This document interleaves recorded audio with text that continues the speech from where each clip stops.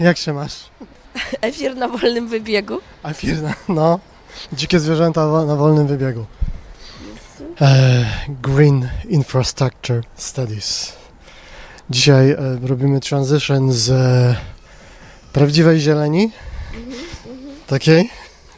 Jeszcze w perspektywie. Tak, takiej prawdziwej, wirtualnej zieleni, czyli potencjalnej, przez green screenowe eksperymenty, które się teraz odbywają i Gleb miksuje. A potem Sofia opowie dokładnie, bo ja muszę dalej kopać. Ale ja nie Sofia.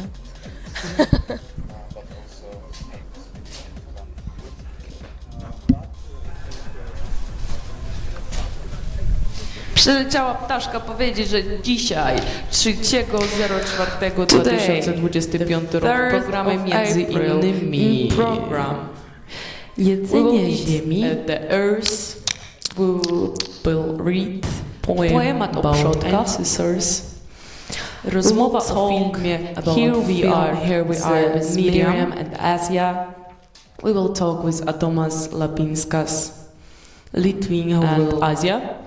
Our guest. Rozmowa z Adomas Lapinskas, Living Fragments in the Background about Landscape Studies, Flowers, Solomia Magazine, Fragments in the Background, Air, about Landscape Studies, X Green Deal Studio, Transmediale, Woda, Powietrze, Ziemia, Green Infrastructure, X Green Deal Studio, Warsztaty, Małpa, Transmediale, about StreamArt, Ogień, oraz zielona infrastruktura, czyli warsztaty na temat StreamArtu jako zjawiska energetyczne, society and technologicznego. And in the end, the Roman a short film by Louis Fewley, 1911. Zapraszamy.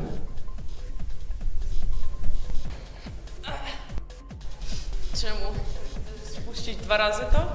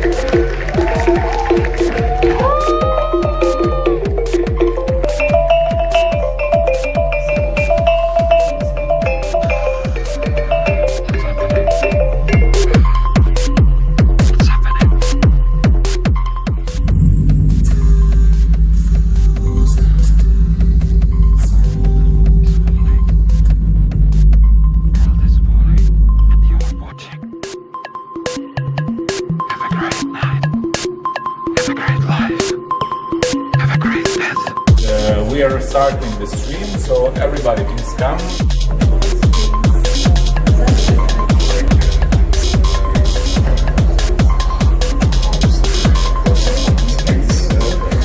But also have possibility to run reviews. Like people like Europe, for example, or US is going to like.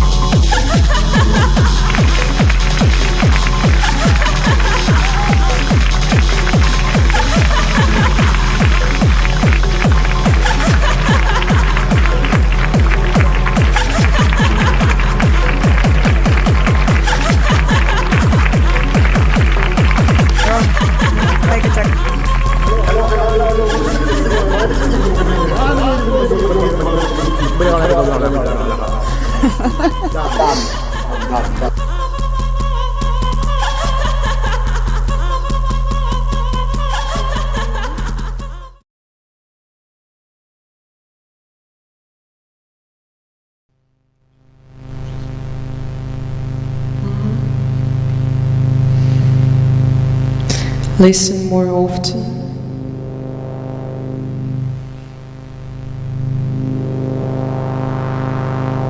To things that to beings.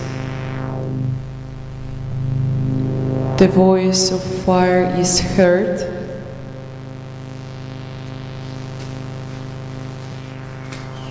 Hear the voice of water.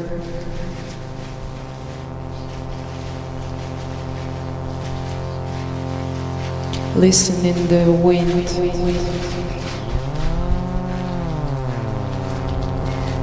To the sobbing bush and the breeze of ancestors. Those who are dead have never left. They are in the shadow that lightens, and in the shadow that thickens. The dead are not underground.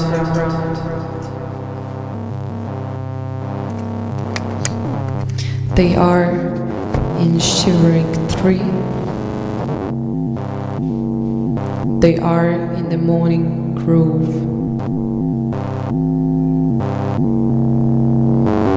They are in the flowing water. They are in the sleeping water. They are in the hut. They are in the crowd. The dead are not dead.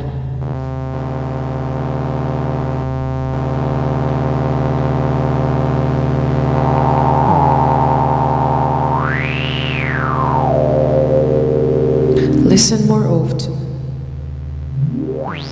To think that the beings, the voice of fire is heard. Hear the voice of water. Listen in the wind. To the sobbing bush. It is the breath of the dead ancestors.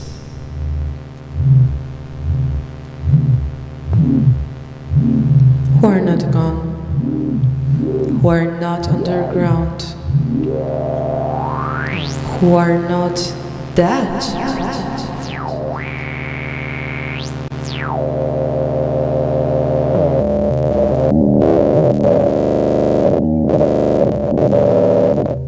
Those who are dead have never left.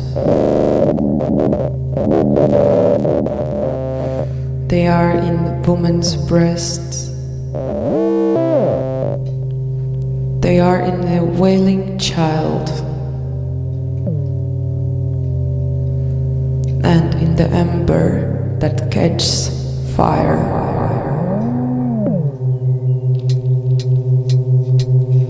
The dead are not underground.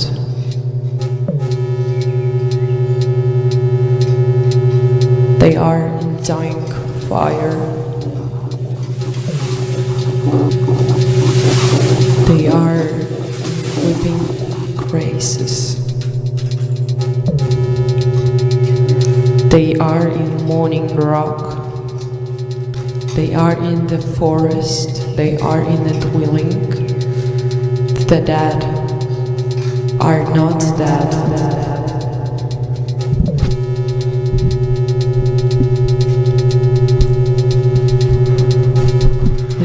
Okej.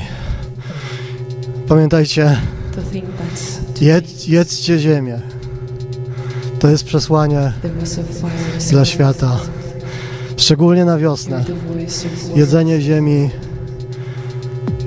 Listen in the niesie w sobie mnóstwo to the sobbing bush. wartości symbolicznych, odżywczych, It is intelektualnych, emocjonalnych, relacyjnych i takich, które potencjalnie obudzą w Was coś nowego, nowe życie wewnętrzne. Trzeba się karmić ziemią i trzeba karmić ziemię ziemią i trzeba karmić ziemię nasionami naszych uczuć, myśli i emocji i energii. I dzisiejszy efir is a kind of a transition from Green Deal is the back. We are going back to artificial green from a real one, but still potential. The black is a new green. This is the slogan of the year. The black and the dark is a new green. The green of future, because the future is dark, but the dark is nothing bad. Dark is green, dark is potential, dark is beautiful, and dark is future, and the future is potential, and the future is something that will happen, you want or you don't want, but still, and everything what will happen is better than something what never happened, because anyway we're able to deal with this. So let's have the Green Deal together, and let's start with planting. Here is a set of seeds, the collection of flowers from dry conditions.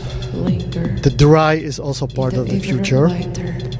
We have beautiful corner here, quite dark, but sometimes there is a little bit sun coming directly from the reflections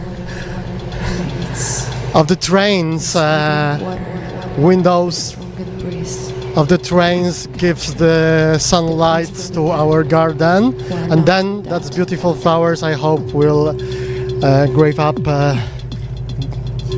grave in this grave.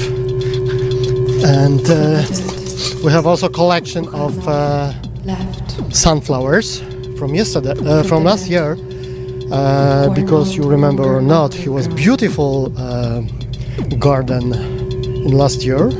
Nobody believed that it will happen, but it did. And now we have more The voice of fire is trust heard. to this grant, The voice of order. and we will see. Listen to the wind. I want to plant something first, and then we will do very real transition from green, To the sobbing bush. real, natural Embrace part of of our ancestors. ecosystem, environment, through the green screen to the green box, by some reflection about transition and StreamArt itself. See you later.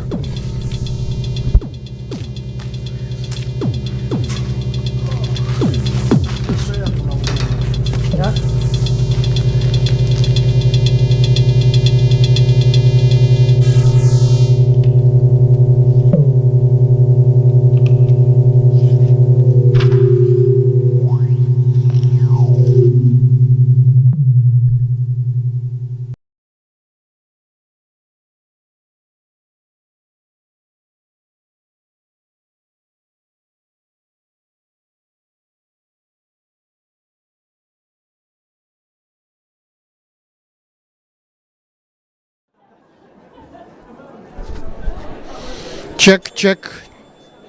Hello, hello. Wow. Hello, hello, Oh, there's hello. Noise around. But we cannot. Here? But is it good? Can It is. Yeah, can we those hear? microphones are very sensitive and from Okay, but direct. are you sure the sound is there? It's, I mean, on the stream. But it's okay. Yeah, it's good. Yeah, I mean, do For you- people hear what we speak online now? We're recording. Okay, cool. Yep. And then we'll see. We're recording, and then we can play it later. Yeah, perfect. Oh, yeah. Even today. Nice. Also, yeah, forever. Keep it in our digital archive. Uh-huh. Yeah, there is a moment that we can talk also about other activities from persons and collectives around StreamArt network. Say something about your firms, about your activity, which is still related to the greening and green color, but in other way than we try to do here. Yeah. Yeah, nice. Yeah, very happy to be part of the Green Deal studio here, also part of StreamArt network, and we come from Lithuania, we're Collective 2022, and we operate as a community art platform, and people can come and we do something together. So one of the projects that we do already more than 5 years, I think, is like rural area in the middle of Lithuania near Anykščiai. It's called Saugus atstumas, in English safe distance. It started kind of during the pandemic, like keep the safe distance, and people we went there to kind of do creative things where there were not many other venues, but actually this space was already functional but not so kind of purposely as a residence of sorts. So it's kind of non-institutional and just various collectives that happen to go through that space use it, and there are some major events during summer like Queer Festival Sapfo and festivals of Left Ideas Kombinatas. So these are main gatherings, but then throughout the summer people come and go in different forms, maybe formal residence if we get some funding, but usually just friends of friends who put a tent, and then we kind of do some creative stuff together, like play music. Or I think for StreamArt network would be also idea to consider some time in the future to come in with Green Deal studio and make kind of this hybrid space between countryside and cities, and kind of extend a little bit. For sure. I think it's for us sounds amazing also to refresh our like very city life orient activity, like being in the middle of big town, being in the artificial green environment. And but also it could be kind of the question, what is interesting, what it means, what it could mean for you, this merge between artificial streaming digital and this I don't know, kind of a decision which could be interpreted or take us a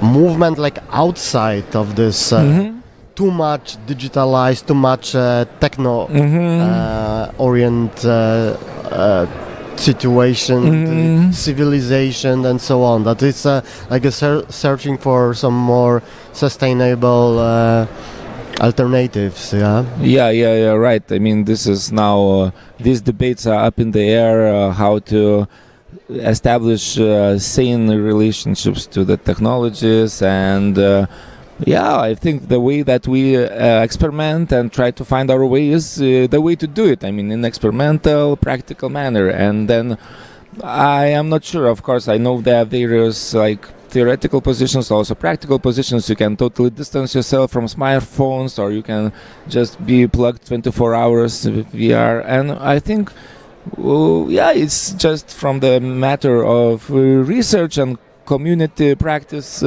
Let's find out. Maybe we'll have various ways to do it, and I mean we can make space for both. I mean also kind of make space for distance a bit from technologies and rest, and also to engage like we are practicing now. I mean very kind of point to the core of what is happening there, and through these ways we kind of put a pragmatic criticism of what can be done, can be expanded and also resisted sometimes into this platform capitalism and somehow. So I think that's very meaningful work that you do and Streaming Art Network does. Yeah, and what do you do like daily? It's like a residency place. It's like a research area. Or Yeah. It's kind of functional mostly in the warm months of the year. So basically, early spring, later autumn. During that time, it's always something happening. People come, play music, basically hang out together. That's the bottom line. And then from that, if we want to organize something, then usually there is some collective that takes responsibility and use the space for their kind of network and invites other people. So we kind of set it up like here, and then the content is provided already by other collectives. So that's kind of, we always cooperate. So it's basically, I mean, very kind of community space, and it's used also during winter. We have social centers in Kaunas and Vilnius, social center Emma in Kaunas and Luna 6 social center in Vilnius, which are kind of our home base for the colder season. So the residency is functioning in the winter only kind of in a monastic way. People just go there to rest, maybe read something. But I mean, since it's kind of rural conditions, not many people at the same time can be there. But I mean, it's still possible to have a kind of Zen-like retreat, in the old countryside home. So sounds like a complex of possibilities Yeah. and activities in the cities. So maybe question about Vilnius also. Right, because, right. You came mostly from Kaunas, yeah? Kaunas, right. But now And many now it's people like a moving to transition, Vilnius. But in the meantime, we also been in different places within Europe and elsewhere. But so we kind of still on the trajectory. But somehow now the vortex pulled us to Vilnius a little bit. But I mean, we are participating actively in Kaunas also. I am a drummer, so I play in jam collective Kaunas Zoo. So it's also very kind of collective approach to music making. I mean, everybody can come to the jam session and play, and we most operate as a jam session band. So, and actually we played already 2 times in Vilnius this season. So I feel it's also good to establish connections between places in Lithuania also. So, but Kaunas also has a lot of kind of potential and a lot of networks of friends who are kind of organizing Big festival, for example. Yeah? big festival. But even from this kind of more grassroots political level, there was Kaunas Pride a few years ago, which was massive and very unexpectedly. So many people came to Kaunas because everything happens only in Vilnius, in this regard. So I mean, really was a kind of moment when it was kind of obvious that of course we should do the politics wherever we are. I mean, not concentrate on the capital cities. And I already had 2 comments when I saw that 2022 is from Vilnius. I said no, it's Kaunas. So it's already contested here from my friends. I mean, so it's interesting to talk about this kind of exactly in relation to urban spaces and rural spaces and whatever trans connections between spaces that is here, like, Yeah, also like a digital and natural green, let's say. and like how that. we can bridge it through. What does means 3022? So it was kind of initiative that was related to the Kaunas Capital of Culture 2022. because before we had a web site through which we shared basically events like invitations to the jam session or some other things, and we needed some kind of output where to post to our Facebook. So we had this other name called betonlaužis gelžbetonis, which means concrete, you know, the material that Kaunas is built from, all these high-rise buildings, and we had this kind of picture that the ship, like an ice breaker, goes through the concrete, and it was, I mean, but we posted maybe something related to 420 day or something, and we got banned. So at the same time we got invitation to participate in the workshop for cultural stakeholders in Kaunas in relation to capital of culture. So then we came up with the name 3022, kind of as alternative to capital of culture, and we did not participate as active participants, but we kind of were still in touch with what's happening, but a bit, kind of in this critical distance, but still seeing also good sides of it, because of course there are a lot of criticism about capital of cultures in Europe and all this kind of bureaucratic top-down cultural management. So we are totally in other approach more. But actually, Kaunas Capital of Culture was strong with community-based events in different neighborhoods, so it was not, you know, all the center focused, and, you know, it was kind of big effort, and I think valid effort was made to include community, not in the formal ways, but in real practical ways.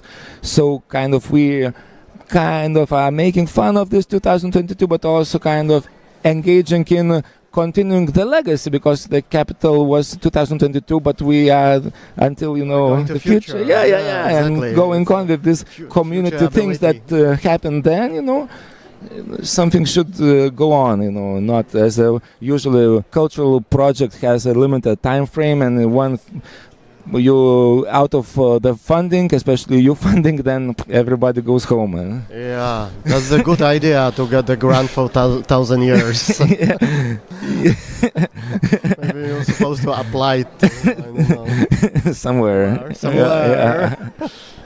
Yeah, so maybe let's try to think about future. Maybe not 1,000 years, but what do you think about the also geopolitical context for Central Eastern Europe, for Lithuania? What's up? What's happened there? Yeah. So in this context, I think this, especially Green Deal Studio, is for me the example and the way I imagine kind of cultural sector could respond a little bit through meaningful interactions. And I don't know any answers, I cannot predict it, but as I see now, so many contradictions come into the play, and the war, also politics, and different people moving across the borders, and how we should respond to them, how to criticize borders, and all this, you know, political activist thing that we witnessed on Friday here in the stream, I think was super important. So yeah, how can we respond through opening our kind of connections to each other, I guess. So let's keep it. Thanks for talk and stay together. Thank you for making this space happen.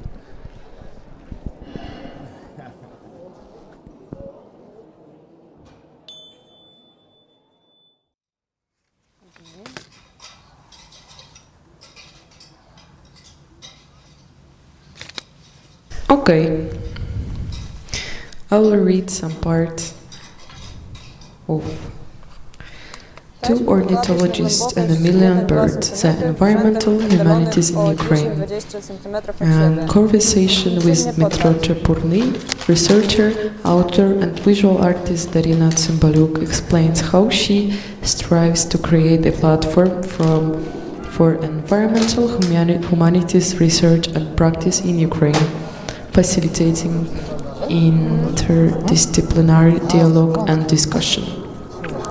This conversation was published in Solomia magazine, number 4, The Environmental Issue, in collaboration with the Ukrainian Environmental Humanities Network. Great.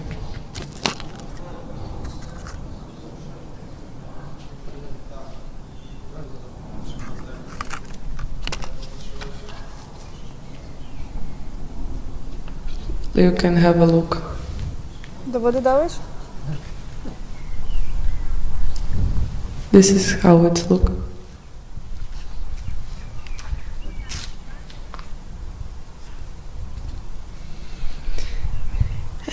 I will read only some parts. It's strange. I've been thinking a lot about the palm trees in the Ice Palace throughout the years, and it's quite uncanny to hear you bring them up. It made me realize that I was not only me who kept thinking about them. Of course, you introduced me to the palm trees in the first place when we were creating the Donbas Study Summer School in 2019. Since then, they often resurfaced in my memory. They were incredible, monumental, like plants inside an equally impressive building, which reflected the envisioned grandeur typical of Soviet aesthetic. But it's not nostalgia that I feel. There is something else expressed by that image of the palm trees, something more elegant and complex. I grew up in yet another city that was haunted by the Soviet industrial myth. A myth that was hard to imagine while being surrounded and stagnating and decaying factories. Perhaps something about the mere survival of those Sibirsko-Donetsk palm trees spoke to me as a 1990s child. A kind of afterlife with an emphasis on life. Something we learn Ja myślę, że on to slowly, meet the old lies and disintegration. slowly we do the transition. Oh, I recommend this kind of activity in front of camera. It's like gardening porn gardening, and spoko, that's a camera person każe mi się ustawiać. Okej, tak? Dobra. Przewiczek? Tylko ja nie mogę włączyć. Jedziemy. Weźmiesz? Co? Weźmiesz? Statyw. Albo ja wezmę. Nie, statyw ja wezmę. Nie mogę. A ty, nie, ty idziesz z kamerą, kochana. Ja mogę iść z kamerą i ze statywem. Możesz iść ze statywem jak chcesz też, ale idziesz przede wszystkim z kamerą In the włączoną. 2019, the Ice Palace palm tree was This also is the under the moment of threat the of transition. freezing to death, prompting the local community to cover the heating costs. It is such a And gesture of care.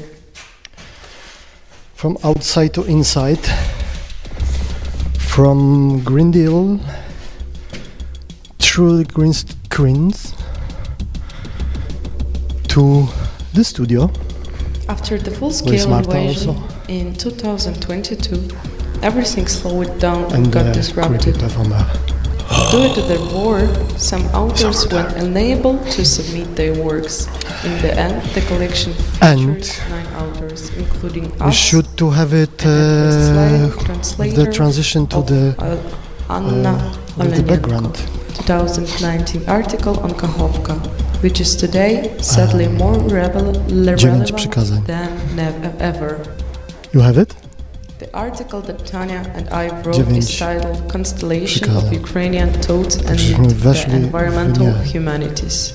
Wykluczuj naszą kamerę też, please. Aha. That's what we are doing now. Is a part of the workshop. It traces King, the development of Green, environmental thought in Ukraine across moving, the fields of history, ethnography, and walking. criticism.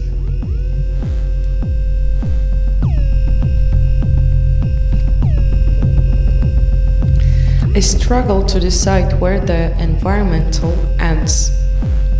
When talking about infrastructures, extra activist practice, multi-pieces, ethnographies, cosmologies, food and health. One of the aspects Tanya and I were It's conscious of in our about articles, whether not about the illusion. way It's about with the environment, multi-layer and multi-dimensional and also multi-directional possible connection between this is what is real, this is what is in real time, this is what's coming from archives, this is what's coming from different points of view of different cameras, this is what's coming from pre-recorded things, this is what's coming from some poetry, some philosophy of circulation, because this is everything about the aesthetic of circular aesthetics, which also relate to the circular economy and all circular ideas that are against this is what linear, this is what is like a simple story from point A to point B and C and so on. So this is more about the reality that many things are happening in the same time. I think everything is happening at the same time. Yeah? And StreamArt, this is only one way to catch it and understand it and lost in this. Because we can connect everything with everything and we can be crazy and we can also, we're able also recognize that combination relation and we can also go there and here and we can also mix in our movement in front of the camera just directly and also behind the camera. This is what Gleb is able to do, and you can show him working with a kernel totally in between. And you can also go to the imagine and the imaginary landscape of Ukraine and ask what do you see, smell and test. And this is also something that happens in the background that I totally need to mention as the last part of my introduction, because this is what I'm talking is just the introduction for the very workshop activities that Gleb will hold later, and I will be just an assistant connecting cables together. But now this is what I am able to summarize is 9 points, kind of the map of possible directions that streaming, multi-dimensional structure of this circular aesthetics is able to catch, to develop. We try all of them in a way, but in the same time, that's all of them are kind of the proposal for all people around the world to do this for free, to develop, to treat it also as kind of business models. We are like a StreamArt TV, this is point one. We are experimental media collective, but this output with UKRAiNATV and StreamArt TV is something crucial. It's the most important ritual and also technological and social political statement that we share and develop and deal with. But if we are very busy, oh, Marta is moving with coffee across. If we are very busy, we can sometimes we have like a feeling, okay, let's have a cafe, let's finish this research, let's stop with these activities which are so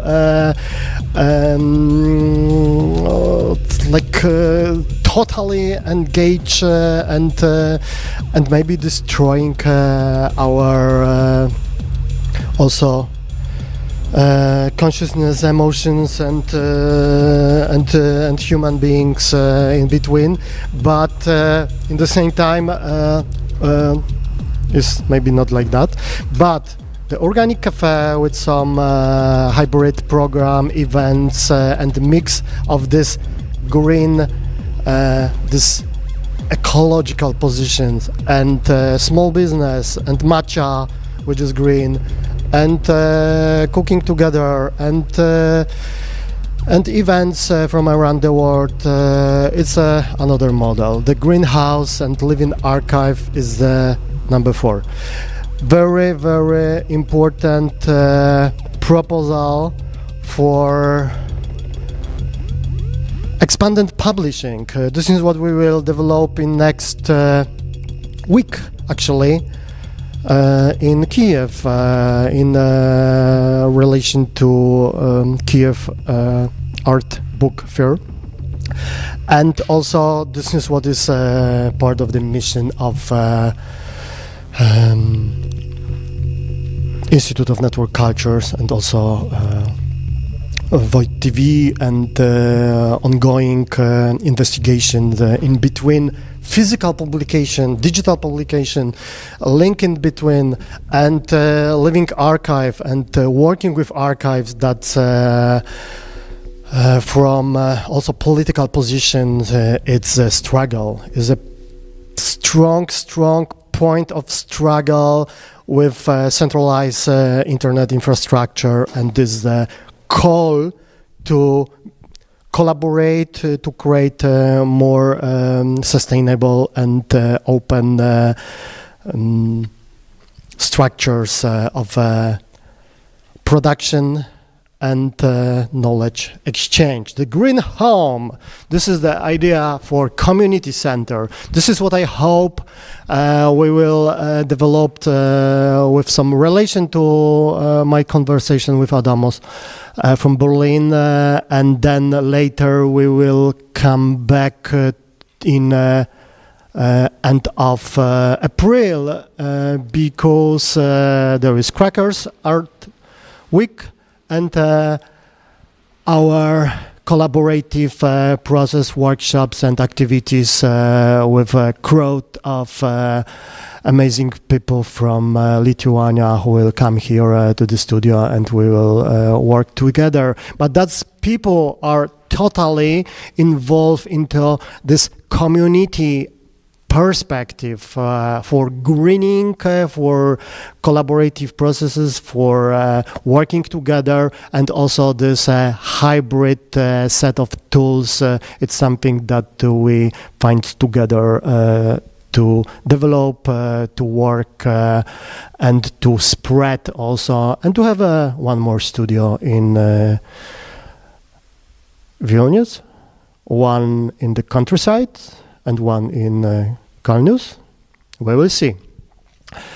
And number 6, the Green Room Institution. This is maybe not the big deal and revolution to build another institution, but still behind of this, maybe there is the postulate of this.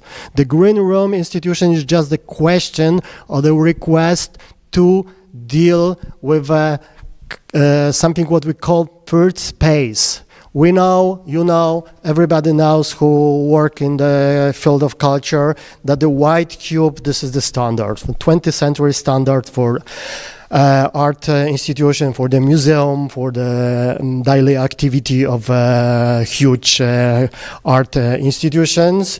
And the alternative for this is a black box. The black box is useful to have some screenings, to some particular separate activities, but this is what we're asking about is a green room, which is next to that, to both still useful, but very flexible, open for hybrid togetherness, hybrid production, and mixing some virtual elements, some real-time production, some performative activities, and also working with archive. This is very important in front of institutional practices that ongoing discussion, research, the aspect of performative activities is very important, and it's losing in daily production. That archives are disappearing. That aspects are like a kind of a attendant, public attendant.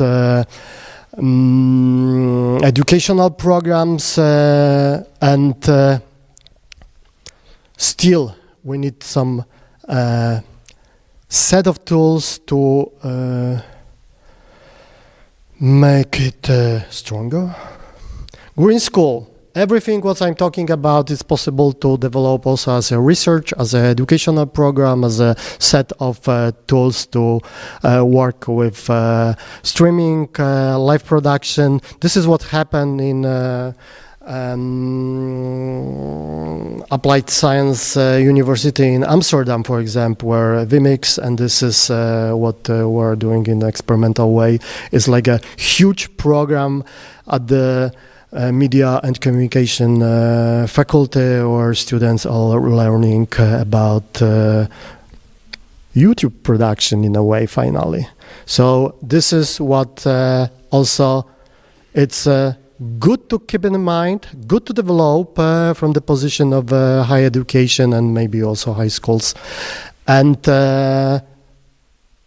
think about in one way about the possibility to give people, young people, some tools to deal with for like a kind of a small production studio, small business, and on the other hand also to spread this knowledge and have it as a background for more experimental things, because if there is a crowd of people working with tools, the avant-garde is something what's growing from the ground. So we are back in the ground. Number 7, Green Lab. This is what we are doing now. This is what we are. Green Lab, which could be and supposed to be necessary, something working next to educational and next to other models of business, with institutional support, with support from public funding, because public internet, public access is the crucial thing in this digital green revolution that we want to be part of, because finally we stay with a cheap camera, few people, and we pay for everything, because the corporate centralization of internet is a fucking reality that we face every day. This is what happened with Twitch now, that we lost our archive. This is what happened with cost of storage. This is what happened everywhere around, that we try to do streaming and virtual activities outside big platforms is a fucking struggle. And believe me, I know what I'm talking about. And yeah, number 9 is that's kind of the reality. Imagine that we are kicking out from the studio, which is part of Academy of Fine Art. Hello, I'm still part of this too, or back. And we have institutional support, but also the struggle, the potential, the way to do things in the independent way. This is also something what is supposed to be possible, and connect this kind of a small publishers, small collectives of activists, artists, experimental media freaks working together, but totally in their own conditions. So this is like a loop. The 9 point is going back to the number 1, and the number 1 today is chleb wrzuk. I want to see chleb here, and this is also my pleasure to introduce Valerie, the makeup artist, who is still in next to our activities from the beginning, very strongly in the visual way. And this is also Solomea magazine in the background. And this is kind of the transition to the very workshop part, that I'm the assistant of Gleb. So let's start, yeah?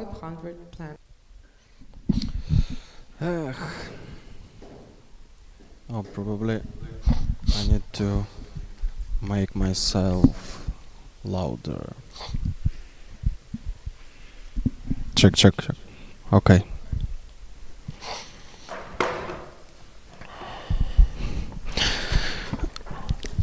Okay, Ram. So you're still with this microphone connected to the camera, right? Yes. Is it okay? Yeah, but I had to disconnect. I had to disconnect this one for a moment because there is like me twice with a delay from this mic and from that mic. So which one you prefer? For now, this gray one, like this from the camera.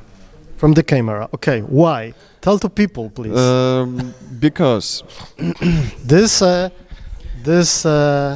microphone is connected directly to the camera. Yeah. Is it possible to camera. show it with another? In the mirror. You can show it in the mirror. Yeah.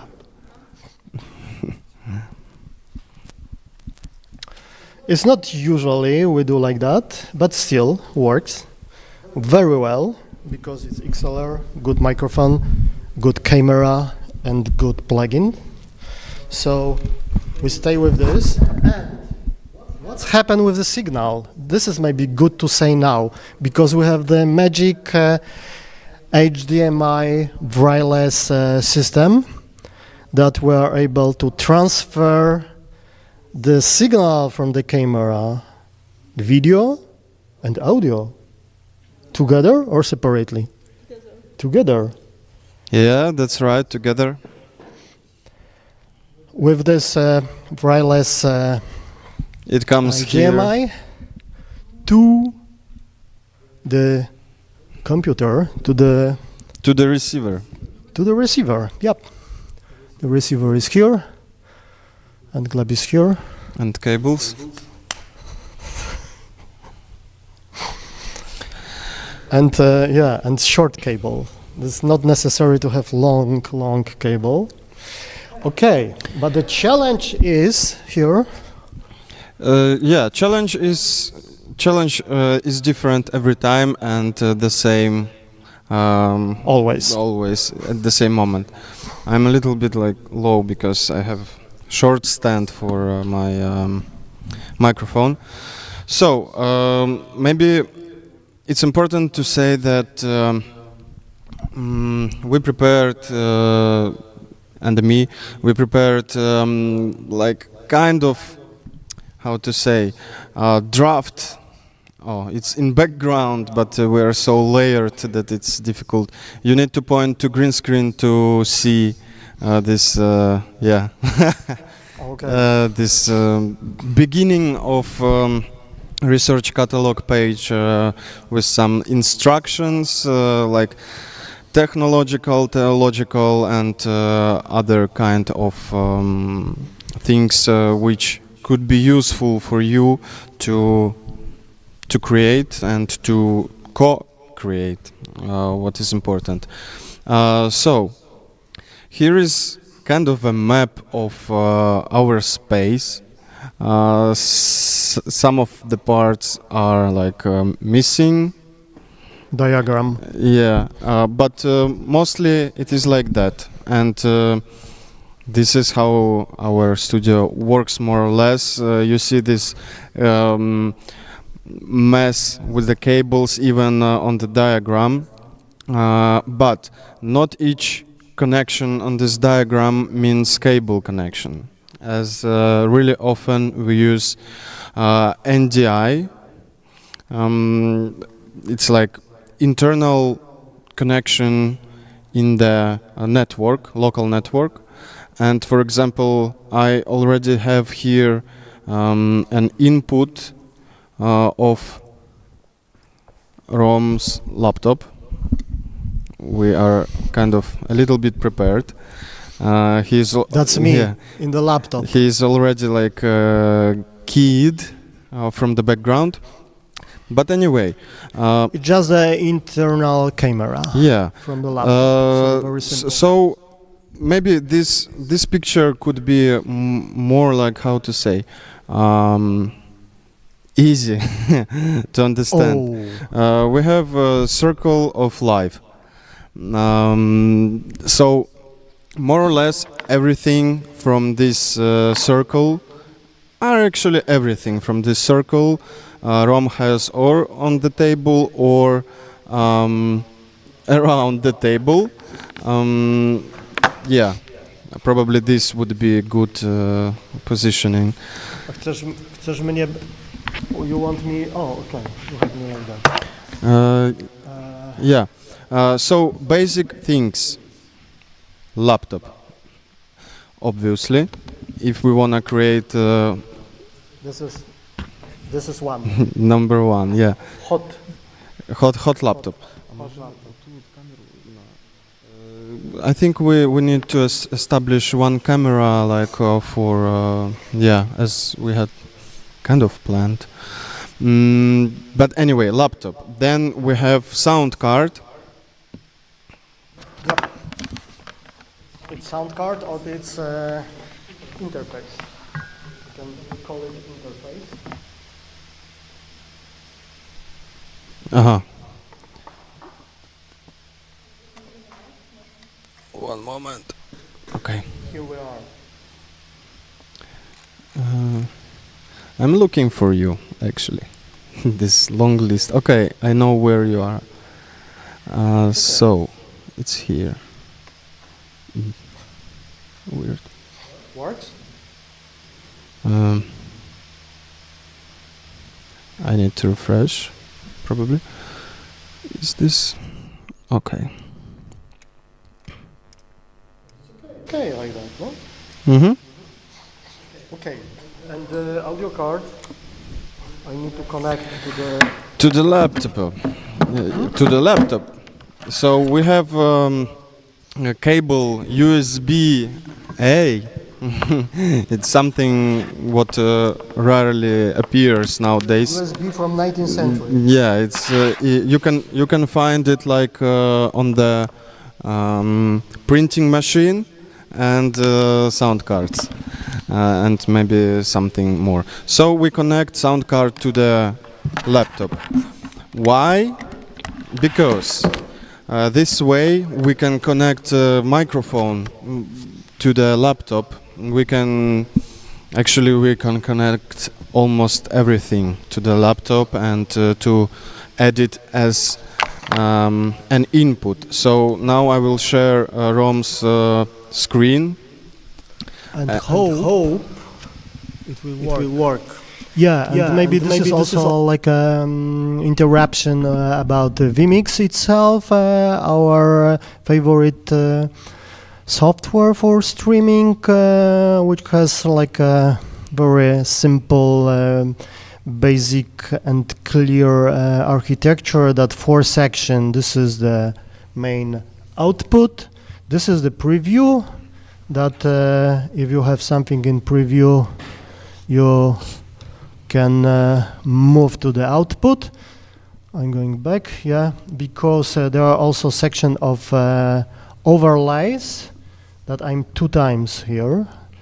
Here I'm in the main layer, and here, and okay, I can show this like that, and here I'm on the first overlay that I cover the main layer with internal camera view. And here is the section of all inputs, visuals and everything, and here is the section of audio inputs. And we have only master now. I'm talking to the microphone, but it doesn't work with my laptop here. But if I want to connect audio to this small, very basic setup here in vMix, I'm going to add input, and here in different kinds of inputs, I'm looking for the audio input and looking for, yeah, Behringer UMIC, and this is our audio card, but we need also microphone.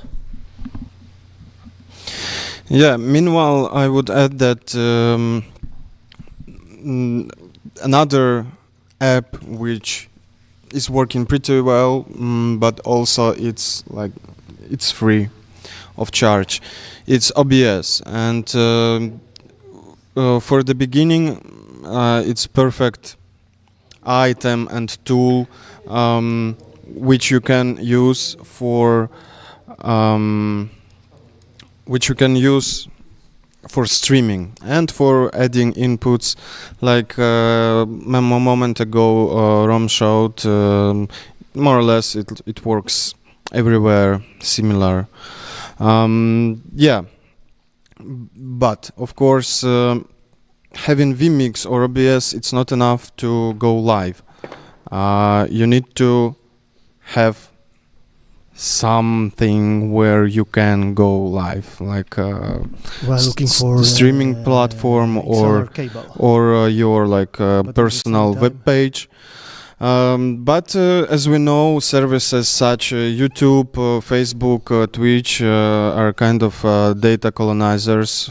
So we are strongly supporting and trying to work with alternatives like PeerTube, which actually is not so easy to work with, because everything is decentralized, and it's a great thing, but also really often it makes things pretty difficult.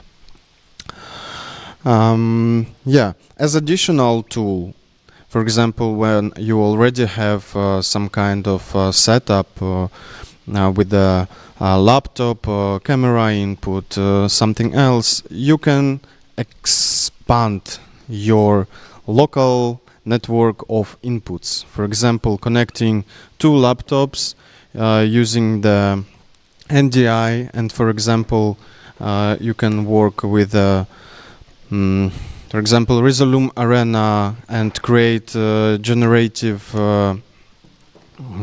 visuals or reactive, connecting it to some audio triggers. Or for example, Touch Designer is something so cool. We used it pretty much in our StreamArt practice during last 3 years. We were creating different kind of third spaces over there, and I think it's a really powerful tool, as well as, for example, interconnection between your visuals from camera and AI integration. Also, it's possible in the Touch Designer. So,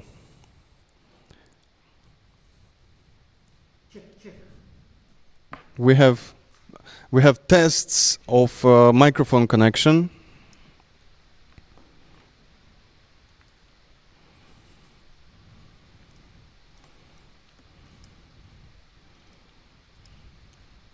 We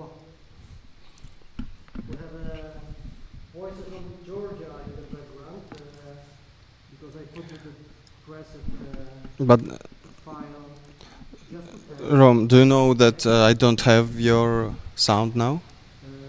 Because you're speaking to your internal. Okay, I'm speaking to my situation. internal reality, and now I'm speaking to. But maybe you can also grab my audio from NDI from my laptop. I can check. Yeah, I think. it's possible. Hello, hello, hello.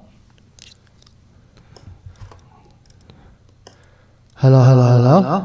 Okay, now I have it. You have, yeah? Yeah, Okay. but it's input from your internal microphone. Ja chyba zamknąłem. Yeah, okay. you are frozen. Okay, I'm invisible because I close OBS, which You are is sending NDI signal from my laptop to GLEB main station. But I'm back. I'm back. Am I? Mm-hmm. Okay, Triple so, double. We have connect internal camera also as one of the inputs that I add before. We can put also other cameras. It will be done later. And we have audio card connect as an audio input, and we have microphone. But there is a tricky thing. It's good to remember about that kind of amazing microphone. It's a mono. It's XLR cable connect with this very stable, with very old school, and is still probably the best. And the thing is, I have you that double. you have me double because With a delay. maybe you have double in your input, or maybe with. No, you it's have double me from double NDI is because coming. of NDI spread this to two channels. But here in the internal setup, I need to go to setup and do channel matrix. Because you probably have like And two then inputs. I have at the also same time. myself in both headphones and have stereo output from the microphone. So, which microphone I supposed to keep to interrupt you? This for one is already disconnected. This one is so I'm keeping this one. Yeah. Yeah, but you are doubled. Now I'm double. Yeah. Probably OBS. Check OBS.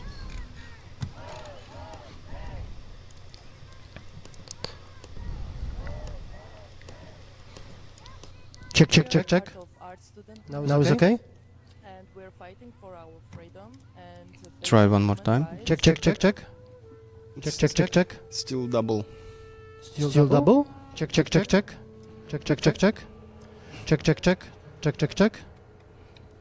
Now am I? Mm-hmm. One Yeah. or double? One. One. It's okay. Yep. Because I was sending NDI sources and the microphone line sources from OBS, and probably you grab both, and there is some delay in between. Okay. Do you want something from my side? I think you want me to connect Grabber.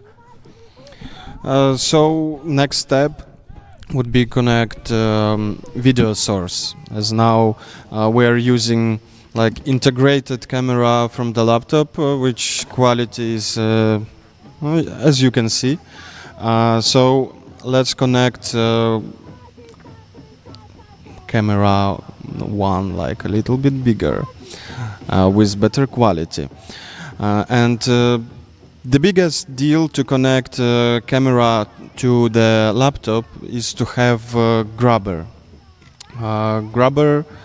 which will help you to convert signal from HDMI to USB adapter.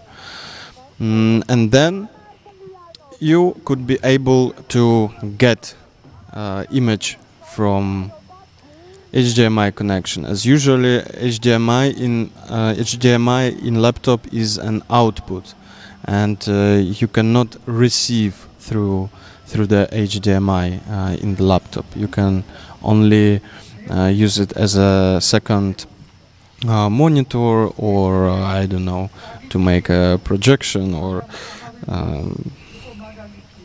to use it, for example, like here on this picture, you can see our setup in framed space, and here is back of Lorenzo, and here is TV, which is showing like final output of everything. Here you can see camera, which actually will be replicated in a moment, as you've seen. Like this couple is trying to connect it.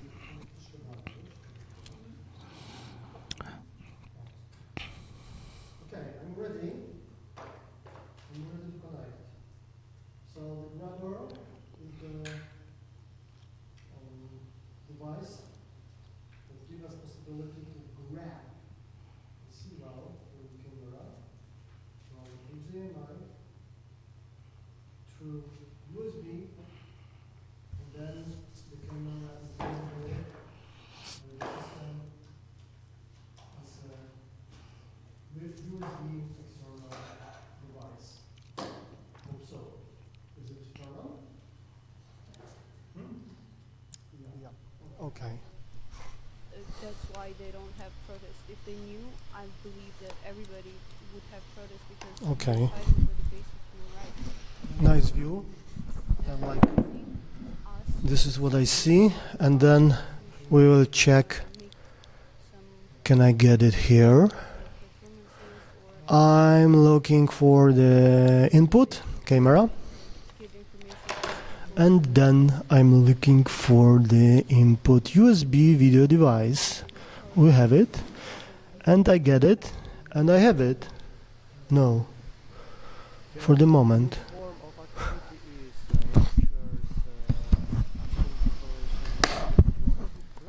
You must believe.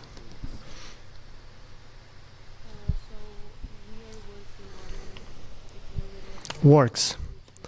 The balance of the white is something also what we can change here. I'm too hot. I don't want to be that hot.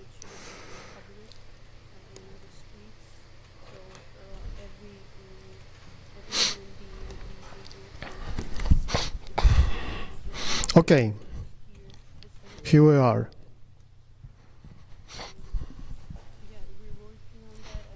From different perspective, in the different windows, in between green deal, green screen, and green box, inside the green box, still inside the green box. Maybe I can do something with this.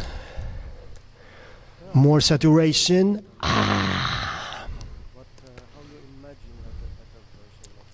Why not? Troszkę jeszcze wykluczujemy.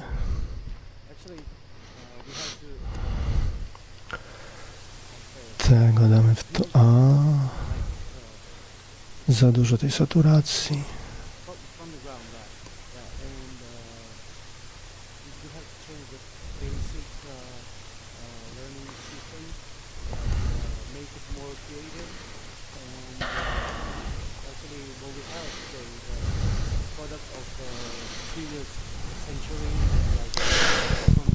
So this is about multi-layer composition that we can play with. version of this. What's happening what in you want to Georgia? do. This is like a grassroots academy and the system. Oh, of there is a education very that serious invite, discussion. people from outside.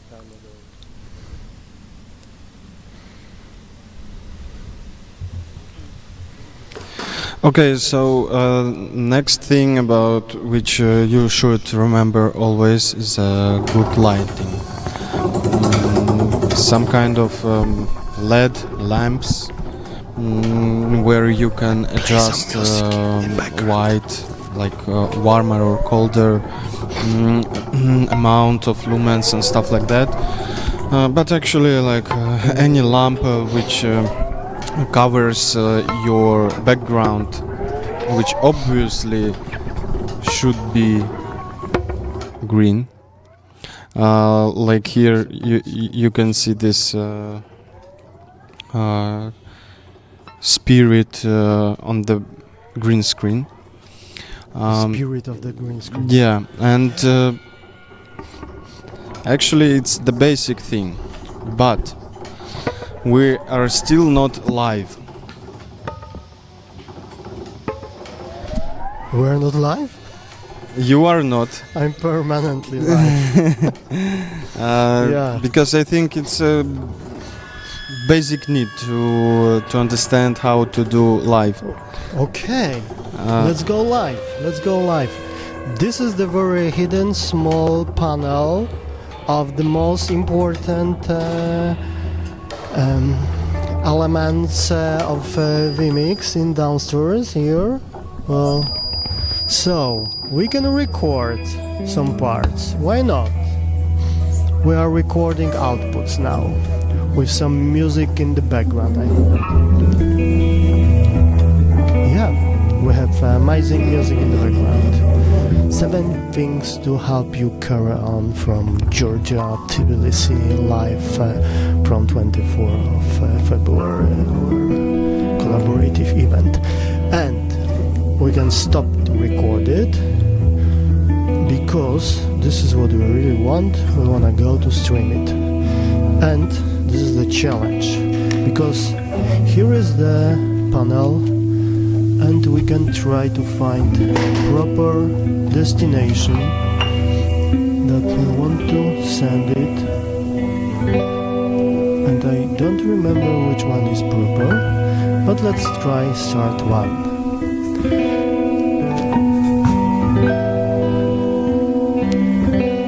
It's working. And then... But where it goes? I imagine that we are going to... Oh, Soundcamp is also good to say about something that hope we will do in the future. Twitch, Confluxus, Twitch, Pop-Up Studio, UKRAiNATV.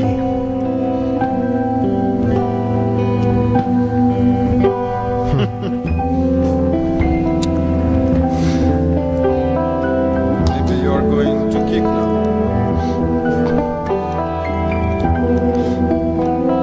Let's try to go start 2.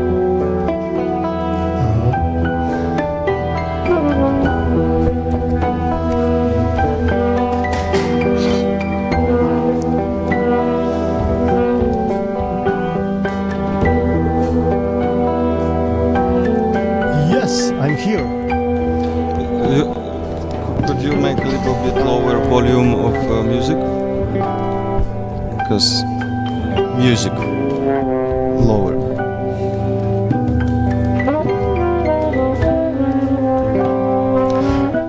Okay. So we are streaming now to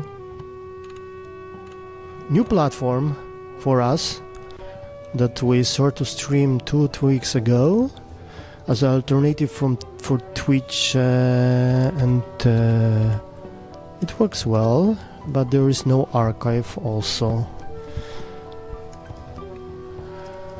And yeah, test, check. The stream is going, and what I think is important to say that we are now like 2 studios connect together. Me with this laptop, with this very small collection of devices. One camera, one external camera, which is watching me here. The internal camera in the laptop, microphone, audio card, some background, some files in the background, and some filters from inside of vMix.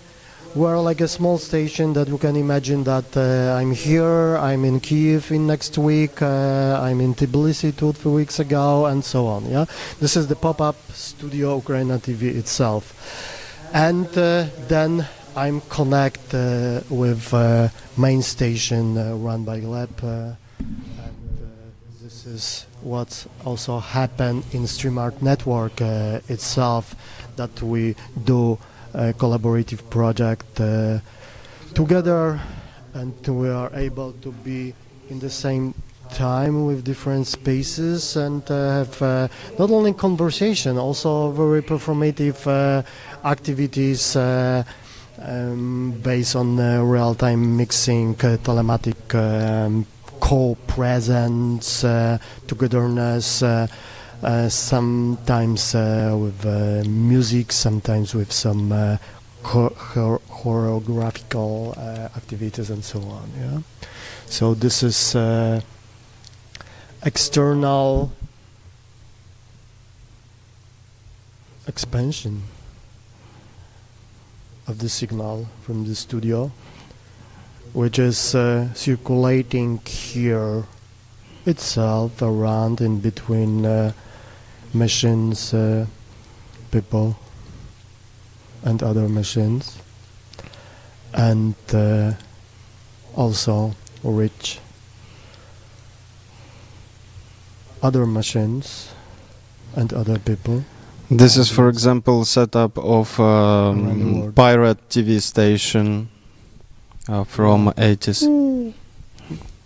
Grandmom of StreamArt.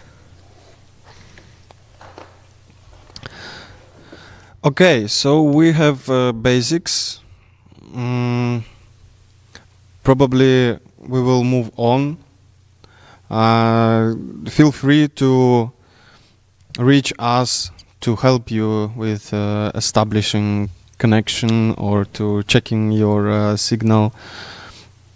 And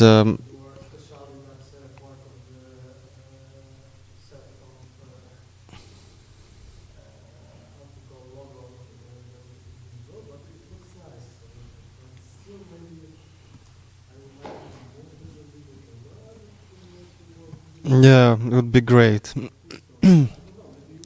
No, I'm feeling how to say, compressed here in the corner. I feel a little bit. I feel a little bit, how to say, like in small closed space. Okay, here. Yeah.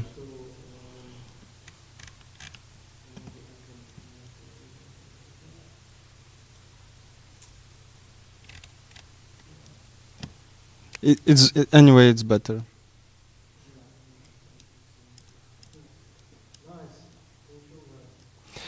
Yeah, sure.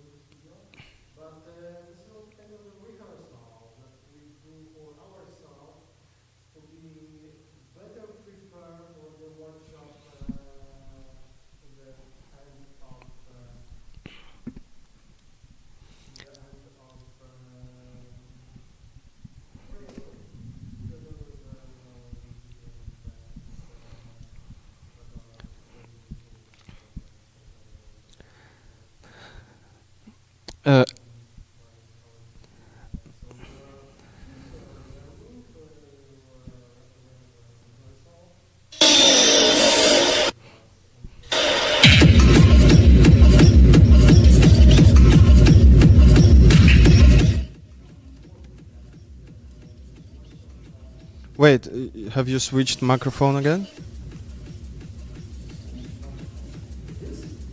You're on DJI?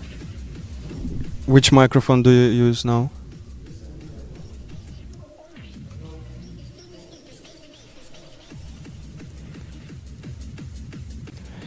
Okay.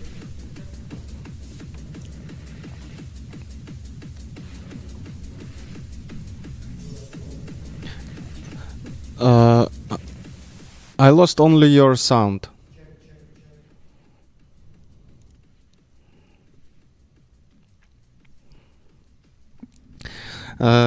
Using this moment, I wanna say hello to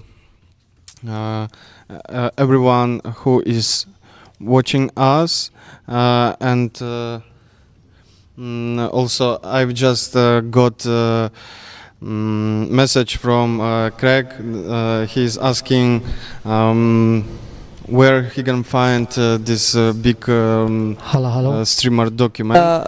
Based on the I think exhibition. we will finish it soon, and we will make it public, of course. It's already public, but we're still working on it, and yeah, for sure we will send a link to you, Craig, and to everyone. And Rom, do we have you already back? Hello. I think so. Hello. Yeah. I'm back. I'm back with audio.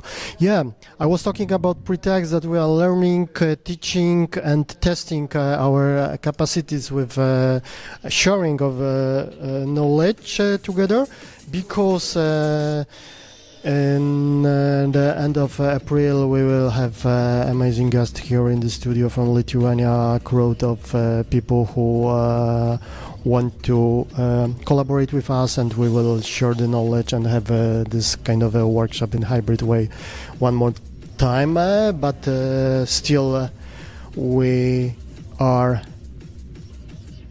testing also on this transition in between, because it's like a kind of a choreography of moving in between. That's real virtual cables, wireless connection and aspects also.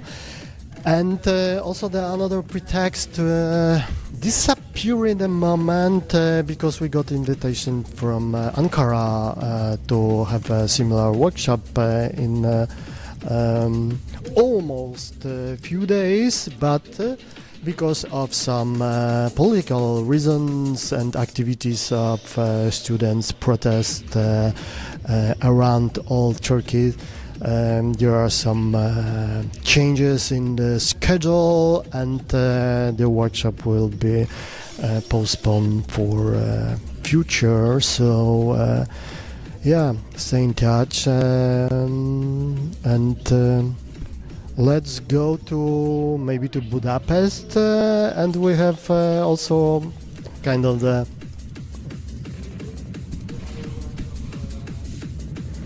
Kabandar who do Green Deal performance, but I'm not the big expert in our schedule today, because it's very complicated. So maybe Kleb propose something else before, and also we are going to some readings and experimental mashups with Solomia. Yeah, I think Sofia can remind us. Sofia is always around and will support. Yeah. See ya. Today, the 3rd of April, Przyleciała ptaszka powiedzieć, że dzisiaj, 3.04.2025 roku, w programie między innymi Jedzenie Ziemi, about film Here We Are with Miriam and Asia, poemat o przodkach, rozmowa o filmie Here We Are z Miriam and Asia, rozmowa z Adomas Lapinskas Living Who Will będzie naszym gościem soon, Solomia Magazine, Fragments in the Background, about landscape studies, kwiaty, drzewa, woda, powietrze, ziemia X Green Deal Studio, Małpa Transmediale, Zapomniałeś ogień oraz zielona infrastruktura, czyli warsztaty na temat StreamArtu jako zjawiska energetycznego, ekospołecznego i technologicznego. The Roman Orgy, a short film by Louis Fewlade, 1911. Zapraszamy. A teraz właśnie lecimy do Blanki Bondar and Green Deal Performance.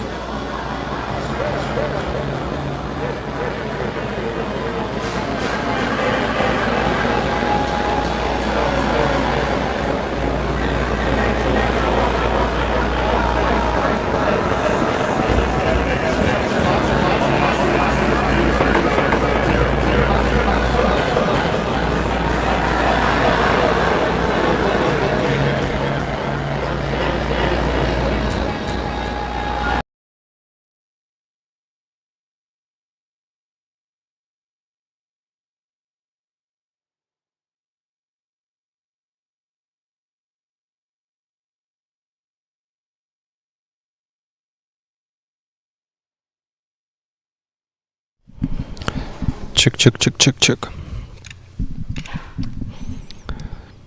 Dobra.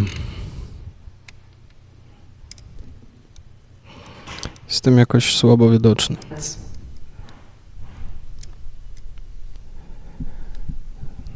Czek.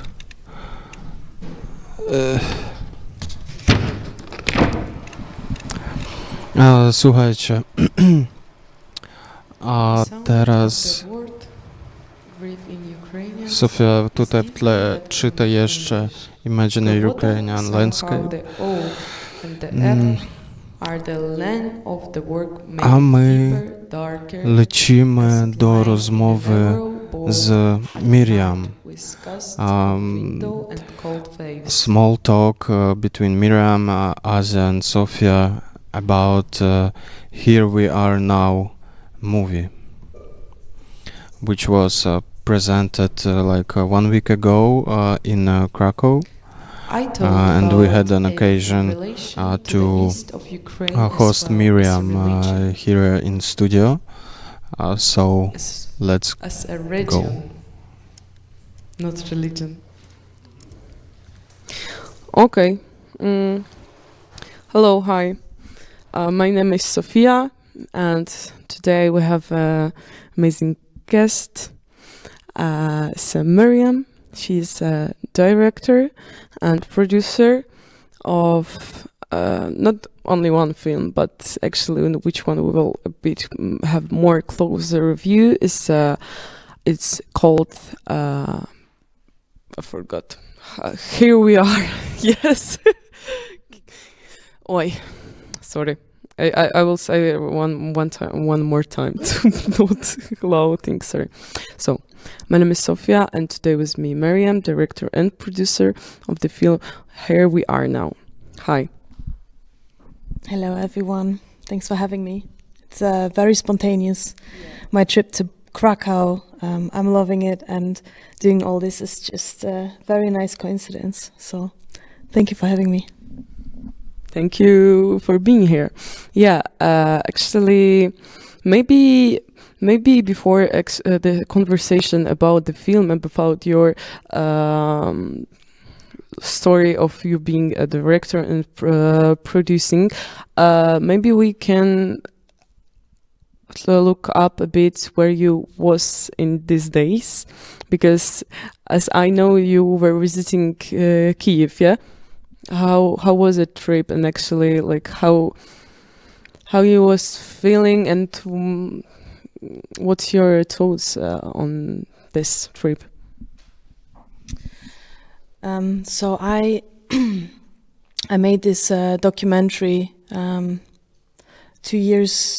to 1 year ago, and I was only working with people who were abroad, so I never really went to visit Ukraine myself during those 3 years since the full-scale invasion started. And I really wanted to go. I only heard the stories from others, and then obviously you see the footage and you see what is going on, which is something that I tried to include in my documentary as much as possible, to document the truth and everything that the people had to go through. But now I actually managed to go myself. I went to Kiev for 2 weeks. And it's a completely different experience once you are there yourself. So I think that's the thing in life. You cannot really fully understand something unless you experience it yourself. And I came back yesterday morning, and I'm still recovering. I'm still kind of regaining my energy, because you have to get used to experiencing air alerts every single day, usually also at night. So at midnight you already know that there will be an air alert, and that you would have to hide.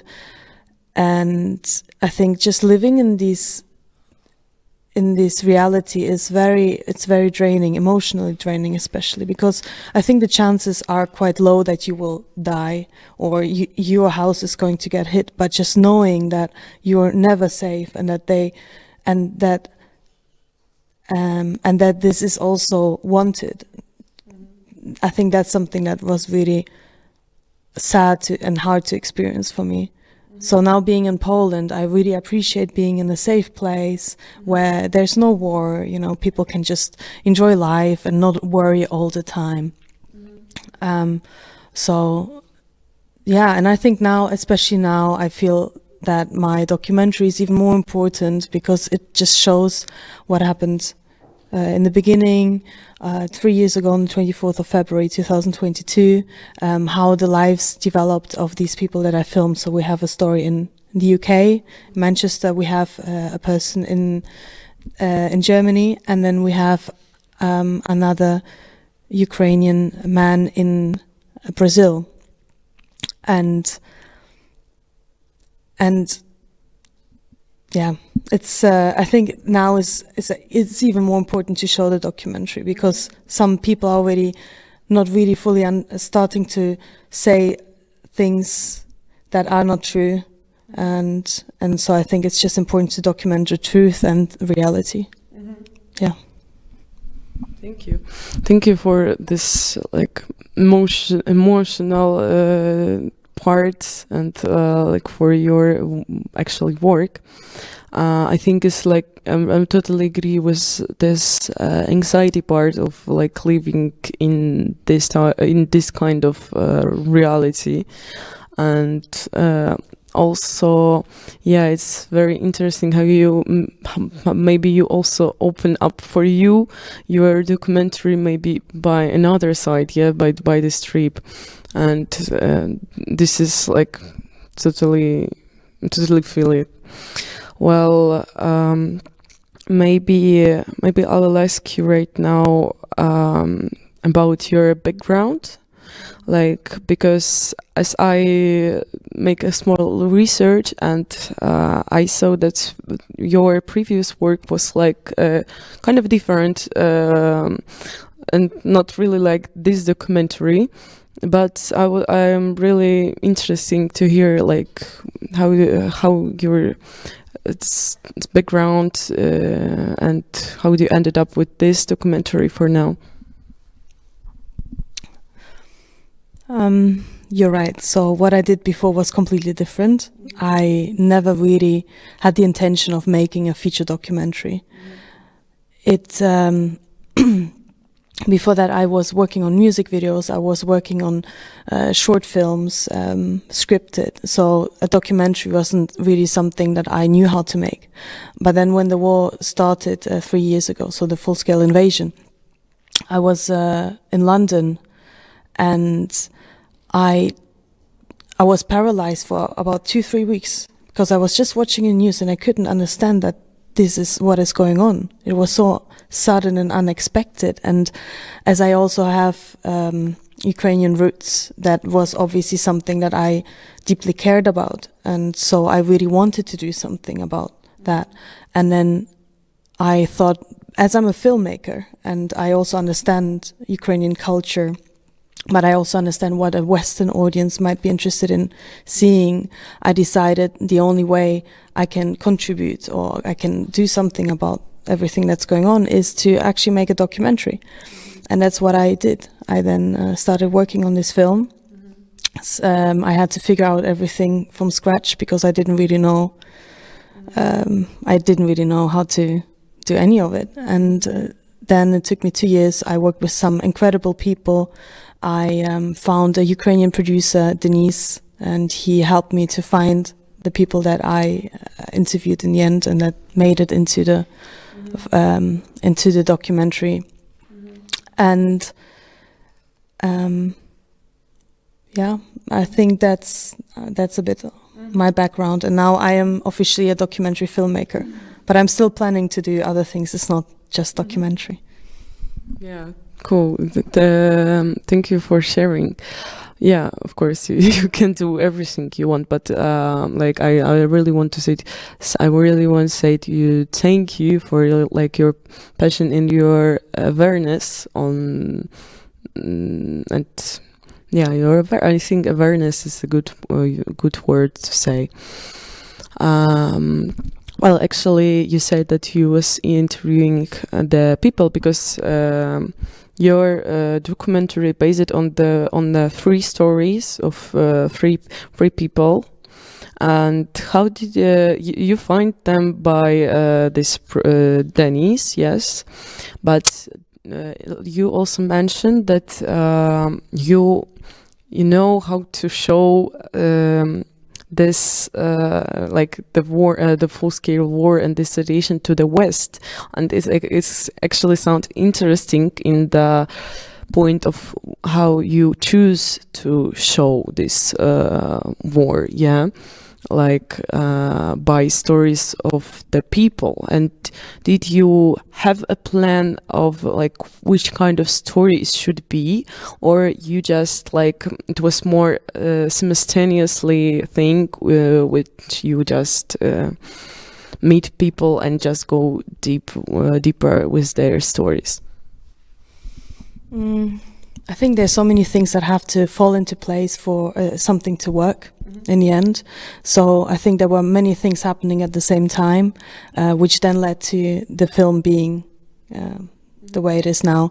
So first of all, I wanted to share the stories as they were. So I had some relatives. I knew some people from Ukraine who had to leave, move to a new country and start all over again. So that was one thing. I just wanted people to understand what they are going through, which I hope I managed to achieve with my film. And then I was working with a cinematographer in London, and he had this idea of making a short documentary about 5 Ukrainian refugees, and then once the war is over, go back with them and film them there. So it was a very small, almost like a naive project to do. But that's how I started thinking about this style. And then at the time I was also working part-time as a video editor, and I was editing videos for a company that was making these short portrait films for regional managers once they get their promotion, and then you have always the same setup. So you have talking heads, you talk about their job, their family, the future, and so on. So I think that's also something that while I was working as an editor, I started thinking about how I could structure the film, the documentary, and I think that's why I also got a bit of an inspiration. And that's also influenced a little bit the structure. But in the end, it's a documentary, so you can't really plan it. So you have to hope for the best, try as much as possible. We interviewed about 20 people, a lot, and it was very hard to find someone who would be willing to open up in front of the camera and just tell honestly and share their experience. So that was definitely the hardest, one of the hardest parts of making it. And then we ended up being lucky, and we found these amazing people who you can now watch on a screen and really experience exactly like what they went through, their journey, their thoughts, and so on. Yeah. Thank you. I think we will also put the trailer before our conversation, or maybe right now we will decide, as you all wish. So you mentioned really like important the side of emotional parts, because I can imagine how hard it can be to talk with people who experience those traumas. And my question also is that this point of being open in the camera and open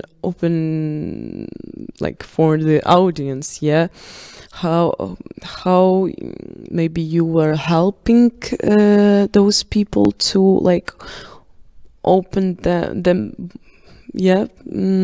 because I'm really curious about it, because I think it's really like also your work as a person who creating this documentary. That's a good question.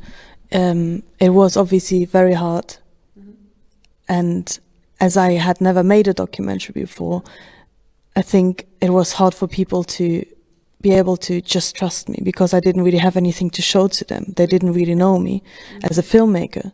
So it took a while to gain their trust. And then obviously once you have someone's trust, you don't want to. Yes, exactly. And then another thing is that, for example, with Olena, she's the only person in our film that speaks in Ukrainian. The other two are speaking in Russian, which obviously would have been better if we had more Ukrainian-speaking people. But then I hope that we also clarify why we have Russian-speaking people in Ukraine and also in our film. And with her, for example, I don't speak Ukrainian and I speak Russian, but it was very important for us to speak in Ukrainian, do the interview in Ukrainian. So while we were doing the interview, I was speaking Russian and she was always answering in Ukrainian. So that also added another difficulty to the whole setup. But I think in the end, either people trust you or they don't. And I managed to gain their trust, and then I just hope that they would be open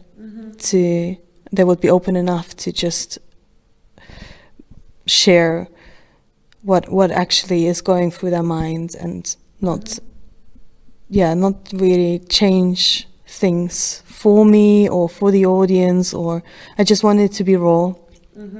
And yeah, I think that's the job of a director. Whether it's fiction or documentary, you have to gain someone's trust. Yeah. That's really important. So I'm very thankful to these people. If you watch this, thank you so much. This is the trust is like, this is a good topic for that. Maybe if we are on the point of difficulties, I will ask one more for me difficult point, because if I could understand, you were making a documentary in 3 places, yeah? Yes, in Brazil, in Germany, and in the UK, yeah? Right. Well, how, like, this more actually personally, how did you experience these travels and these changes of times, and how close window it was, how it was for you? What do you mean by close window? So time-wise? Yeah, time-wise. Yeah, I think we had enough time to work on it the way we needed to.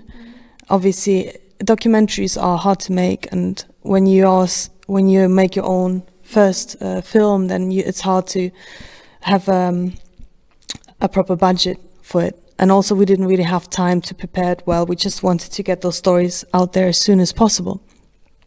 So we had to improvise a lot. I had to find, as I was also the producer, I had to find people that I could film those stories with.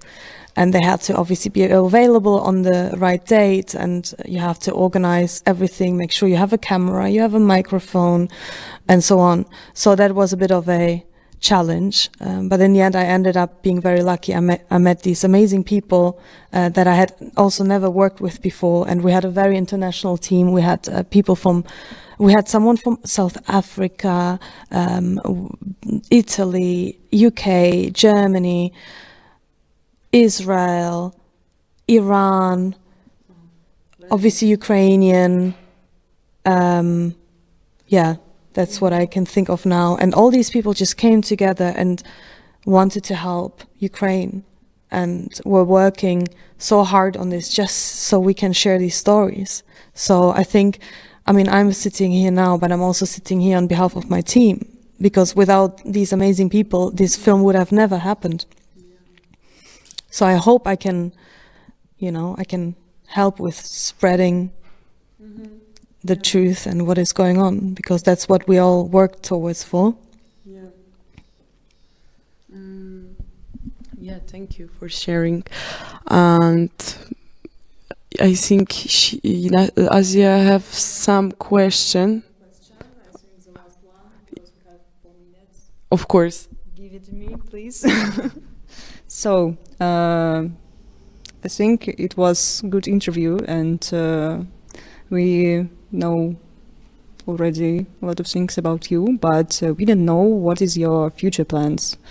What do you want to do? What is the next steps? I want to make good films. I want to also have a bit of fun again on set, so maybe I can do a music video again, you know, anything that makes sense. So obviously many things have to come together. You need to have the right people, you need to have a budget, you need to obviously have a plan, you need to have time. So whenever things fall into place and it works, then that's the best. Then that's when you can actually make a good film or music video or whatever it is. So that's what I would like to do. But I don't really have one specific thing that I'm working towards to. I'm still promoting my film, right? Like the documentary. So yesterday we had the screening in Krakow. I'm going to try to show it in Spain very soon. I also want to show it in the States, and so on. And that is also a lot of work. It seems from far it doesn't look that difficult, but it takes a lot of time and energy. So I'm still doing that now. Yeah. Thank you, and we wish you good luck with screenings, and we hope that we can help kind of promoting it.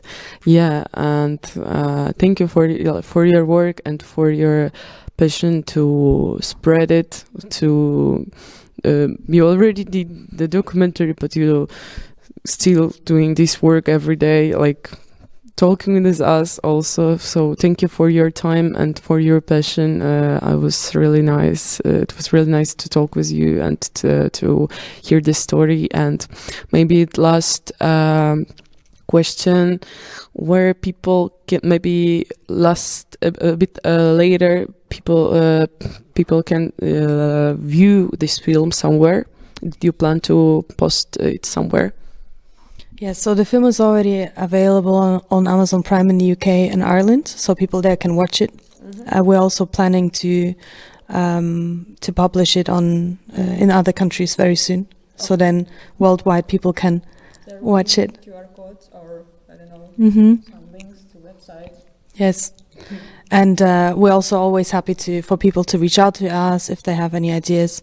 We have an Instagram page, and so we actually this is also very spontaneous, so we're super happy to exactly. So we're super happy to see and think about other opportunities. Yeah, great. Cool. Thank you. Thank you so much for having me. Thank you. Yeah? Are we done? Cool. Yeah. Well, I can start coughing again. Yeah. So you can see my feet, right? That I don't have shoes. Yeah, we can. Well, thank you so much. Thank you so much.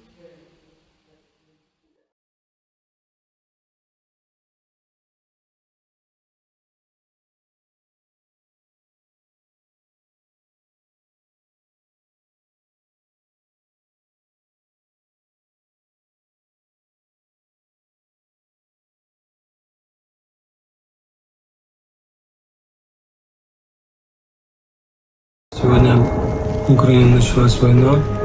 Можна було в будь-який момент лишитися життя. Це було все ближче, ближче.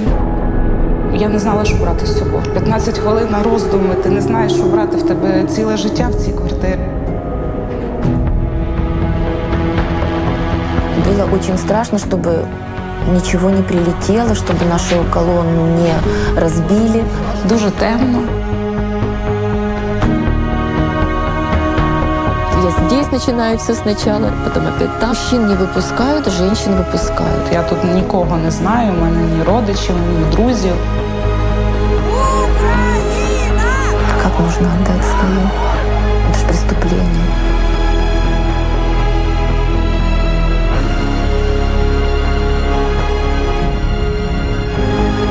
Я готова їхати додому.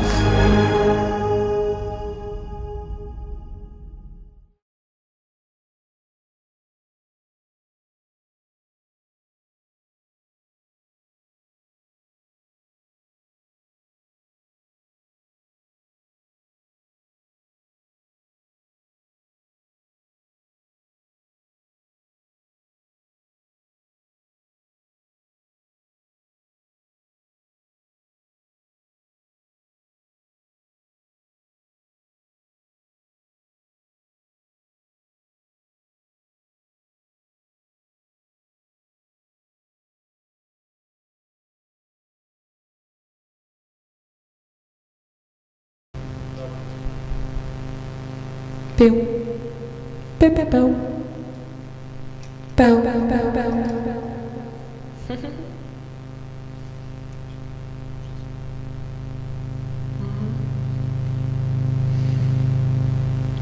Listen more often.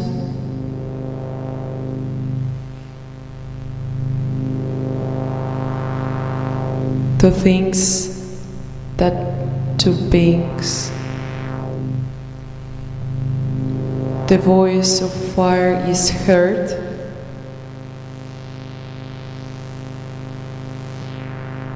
Hear the voice of water.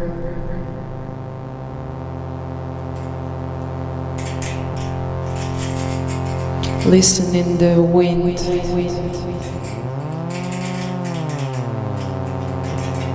To the sobbing bush and the breaths of ancestors. Those who are dead have never left. They are in the shadow that lightens, and in the shadow that thickens. The dead are not underground.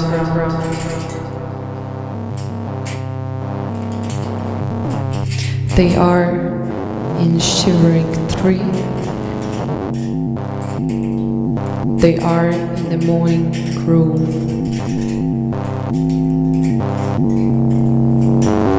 They are in the flowing water.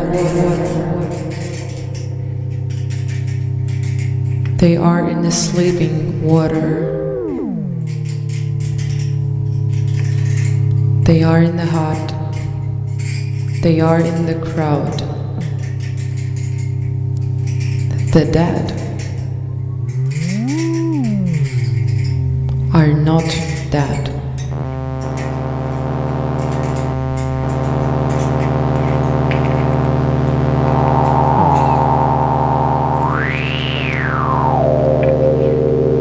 Listen more often to think that to beings. The voice of fire is heard. Hear the voice of water. Listen in the wind to the sobbing bush. It is the breath of the dead ancestors.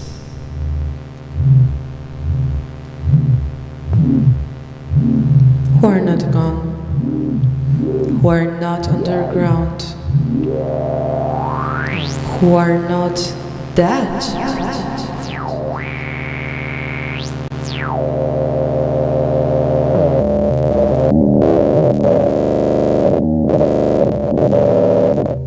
Those who are dead have never left. They are in woman's breasts. They are in the wailing child and in the ember that catches fire.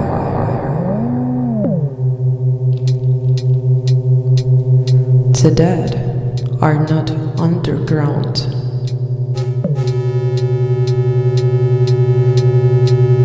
They are in dying fire. They are weeping graces. They are in morning rock. They are in the forest. They are in the dwelling. The dead are not dead.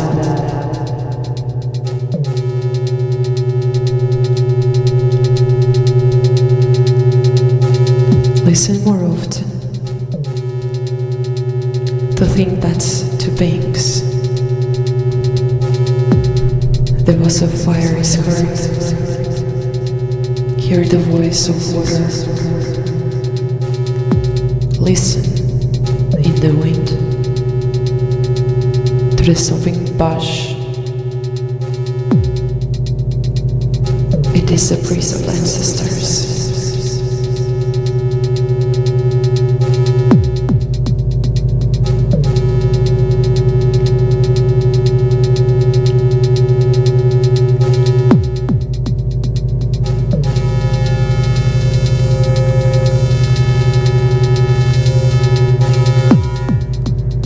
It repeats the past each day. The great pact that binds our fate, that binds our fate to the law.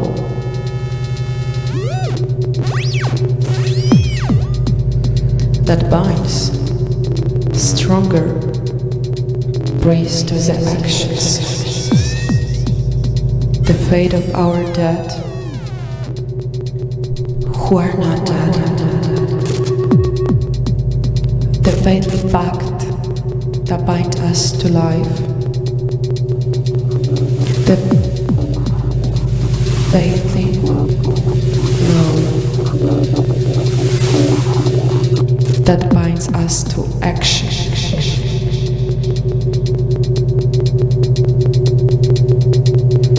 Priests that are dying.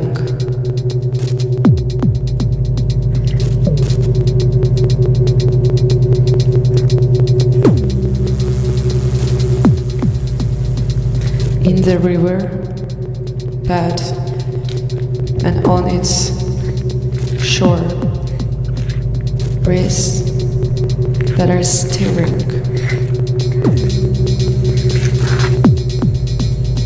In the morning rock, in the weeping grass, in the morning rock, in the weeping grass.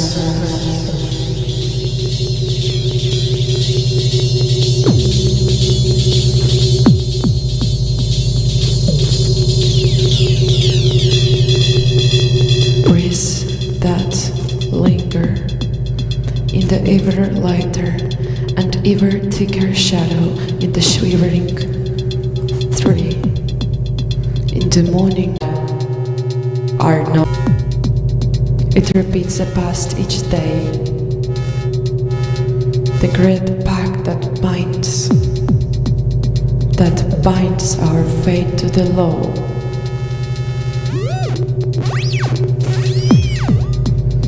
That binds stronger praise to the actions. The fate of our dead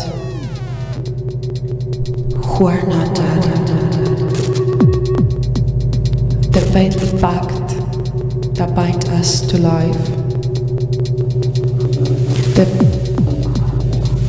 faithful law that binds us to action.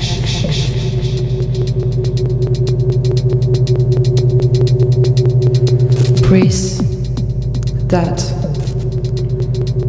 are dying.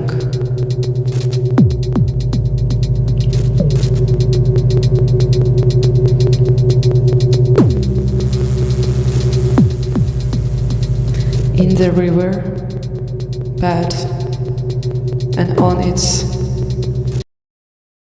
shore, priests that are stirring.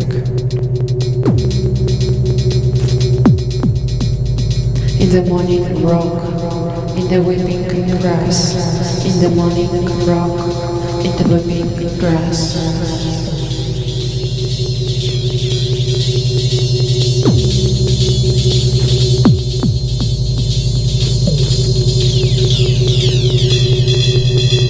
Breeze that linger in the ever lighter and ever thicker shadow in the shivering tree.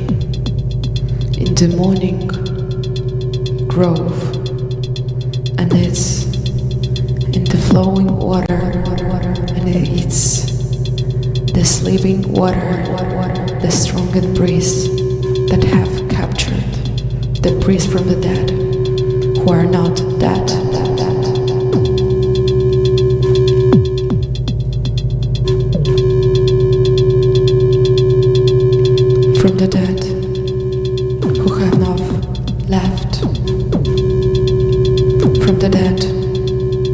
who are not longer underground.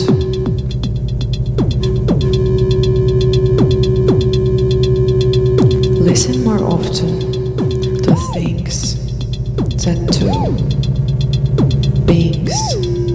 The voice of fire is heard, the voice of water. Listen to the wind. Wind. To the sobbing bush in the breeze of ancestors.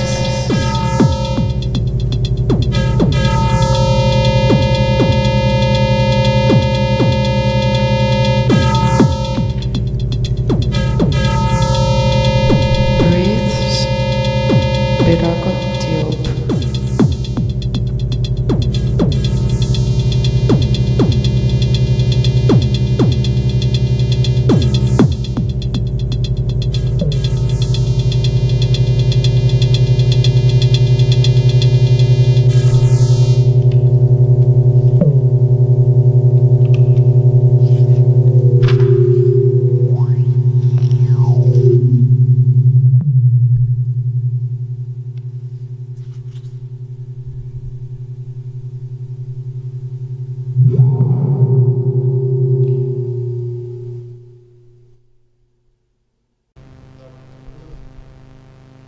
Pew.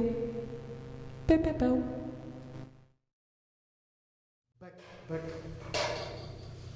Back live, backstage, FU.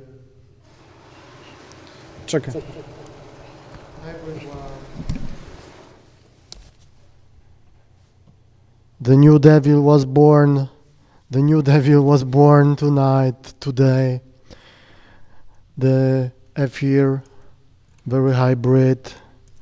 I'm back here in between pop-up studio and inside of mainstream StreamArt UKRAiNATV studio in Krakow, Berka Joselewicza 23A, from A to A around. Okay, the last chapter, yep. We are finishing slowly. It was a very physical experience for me personally today, and I hope also something like knowledge sharing and also experimental from our team. Thank you everybody, and also for Marta, who is like next making music with Saving Machine and still in process, and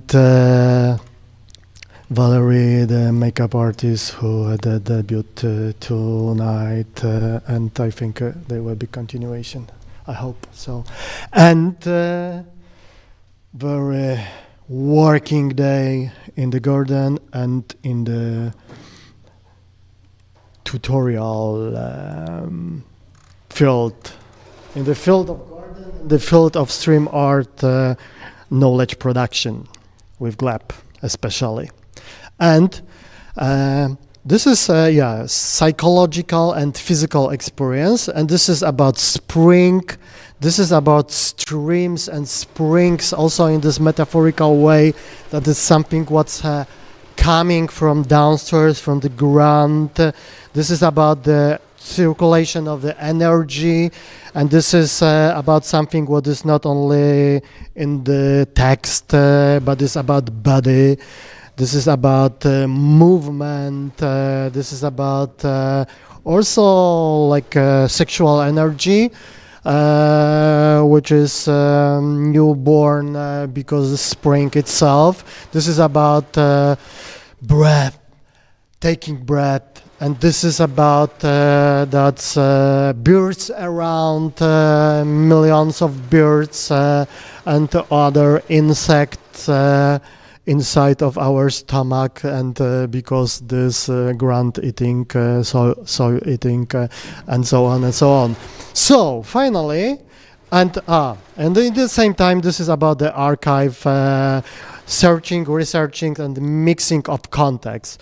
So I'm Roman, and the final chapter is a Roman orgy from 1911 from the Internet Archive, which is kind of a part of research that I'm searching also for the 10th point in this map of activities about working across the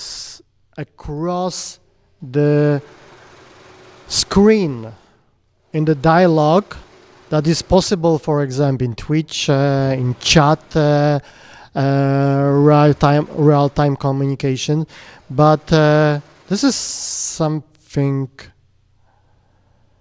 that we not really do as UKRAiNATV, and this is something that I start to think about separate philosophy or field of interconnection in between, and want to be back. And through the research, through some recordings, to the searching for some live activities and also internet archives, I found this stupid, funny, and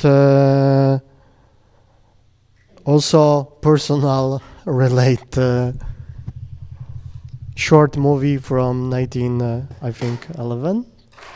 There are some lions, there are some people, there are some stupid relations, and there is the title Roman Orgy that I take very personally. So have fun, thank for tonight, and stay with us. We will be back for sure.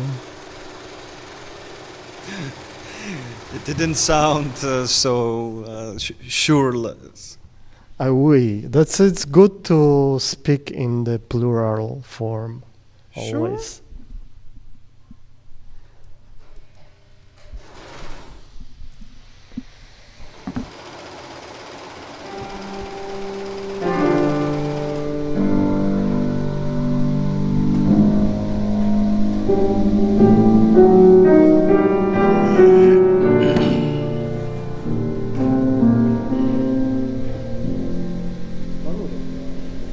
No, jest taka szansa.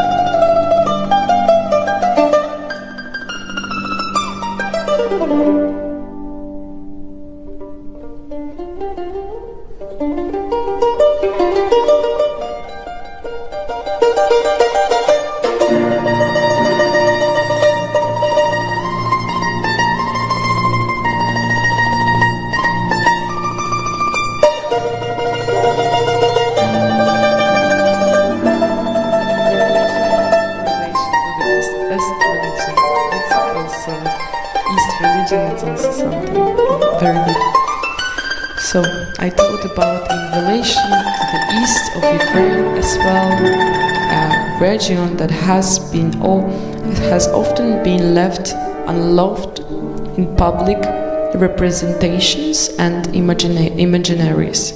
I often felt similarly about Mykolaiv. My work with the east of Ukraine and the experience of the war prompted me to return to the south and re-engage with it. Mykolaiv was built during the Russian colonization of the south, and I grew up surrounded by imperial narrative, which are a big part of the city and undoubtedly will remain so. Walking around Center Mykolaiv is about walking in the righted space, to borrow from Kate Brown. I am also trying to attune myself to other stories surrounding the city, whenever it comes to the stopper of the noches.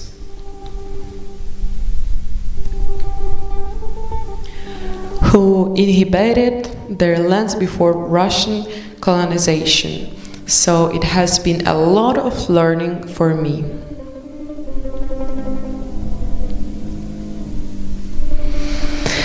It is a cliché to say that the war profoundly changed my understanding of things, but it's also true that it convinced me that knowledge is deeply existential. I think one of the hardest things to do, and also something nobody can teach you, is how to be honest, deeply and brutally honest with oneself and in relation to one's visceral self. That's what I mean when I say knowledge is a matter of life or death. It's about reaching that honesty within oneself and speaking and or living from within that place.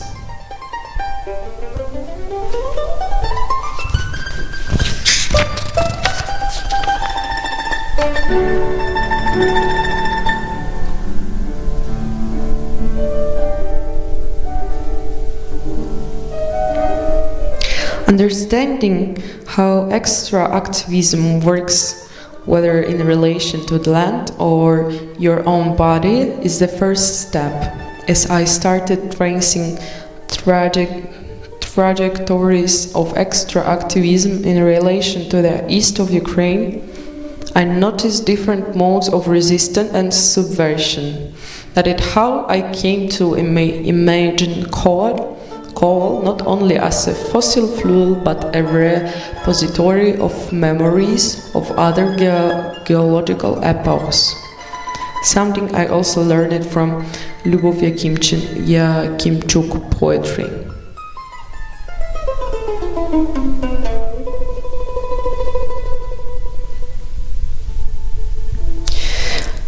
Yet the needed for new arable lands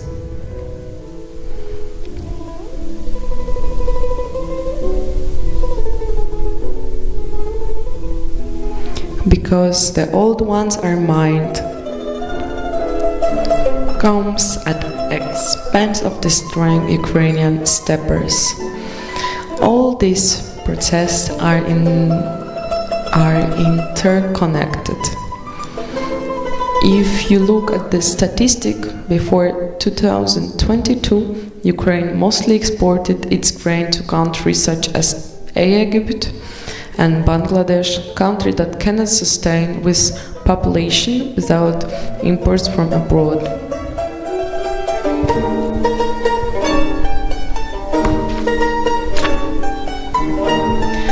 Moreover, the Chernobyl zone of exclusion also has people continuing to live there. So we must ask, if after the occupation and the end of fighting, people want to return to their home, lands, the mine, and start farming, what do we do? There needs to be a conversation between conservationists and those who have inhabited the lands, along with an agreed approach on how to utilize contaminated territories.